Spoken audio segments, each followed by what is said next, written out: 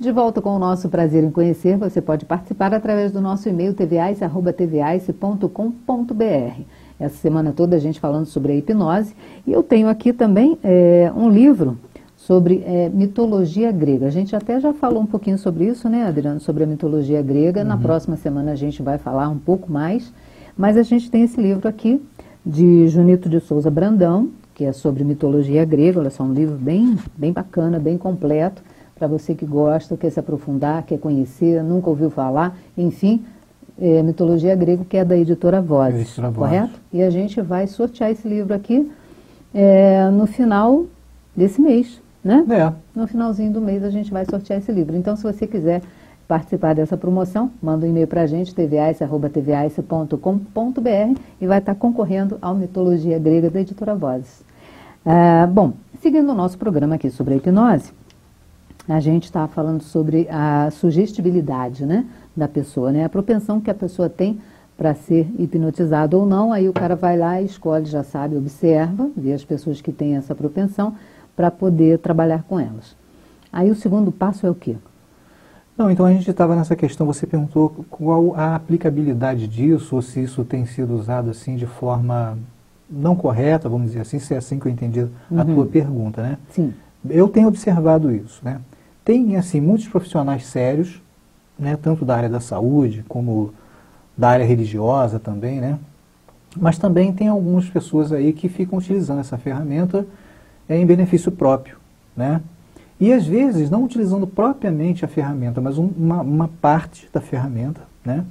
Que é esse teste de sugestionabilidade, por exemplo, algumas pessoas utilizam, por exemplo, em religião, né? Gente, eu quero deixar o seguinte aqui, tem muita gente séria trabalhando, bacana, apoio. Mas essas pessoas que não trabalham sério e que eu tenho observado, então eu faço questão de dizer, né? Você vê ali, muitas vezes, utilizando essa ferramenta, como a gente conhece o passo a passo dessa ferramenta e conhece o mecanismo disso tudo, você vê nitidamente que o cara está utilizando disso, ele não está dentro daquele processo, né? Mas já conhece essa ferramenta, né? E está aplicando isso de uma forma incorreta, às vezes para ganhar dinheiro, isso não é legal, né?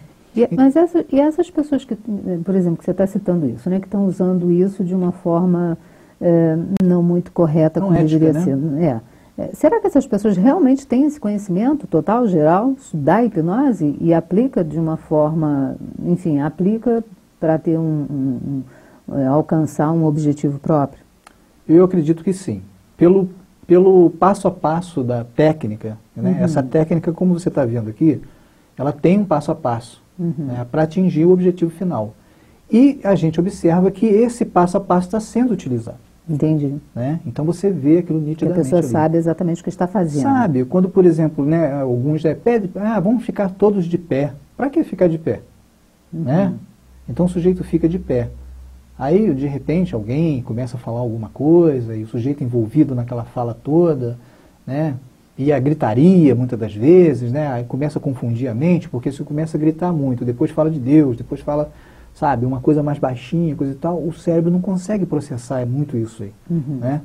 Então, de repente, o sujeito também começa a desequilibrar ali, começa aquele processo de, sabe, de gangorra, de não sei o quê. Isso também já é uma sugestão para a pessoa que tem facilidade de ser hipnotizada, de receber uma sugestão, entendeu? Então, a pessoa vai pensando, né? E qual é a diferença, por exemplo, da pessoa que ela é facilmente, no caso, hipnotizada e a pessoa que não é facilmente hipnotizada?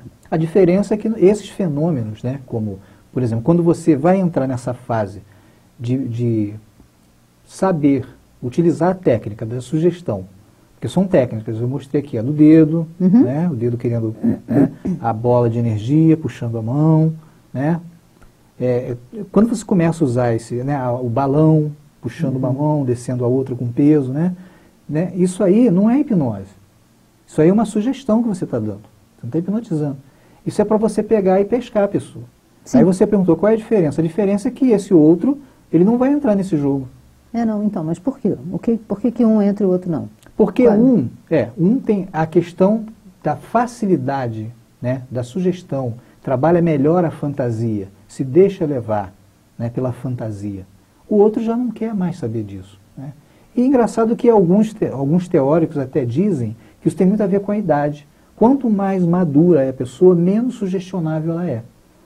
Entende? Uhum. Quanto mais ela amadureceu, menos sugestionável essa pessoa é. Mas tem pessoas que o ser humano, a característica dele é ter fantasia, né? É do ser humano essa característica. Então, quando ele permite, é por isso que esse teste é feito, é para saber se você está deixando a sua imaginação te fluir, levar ou não. até porque, no processo da hipnose, é preciso trabalhar com a imaginação. Se você não trabalhar com a imaginação, não tem como haver hipnose, entende? Uhum.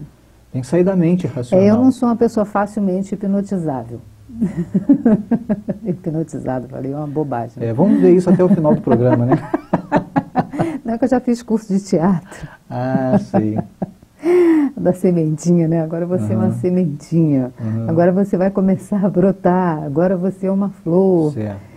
E você não deixou a imaginação fluir? Não, eu sempre achei muito engraçado isso, entendeu? Então, assim, eu nunca consegui de fato ser uma sementinha.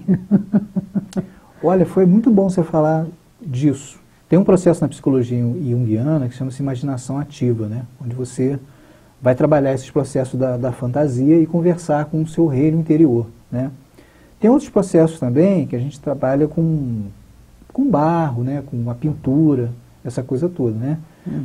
E quanto mais você deixa fluir a imaginação, né, melhor você entra em contato com esse ser interior, né, que você é, mas só através da imaginação, né? Então, tem que ser suscetível a isso, deixar isso fluir, e eu vou falar disso daqui a pouco.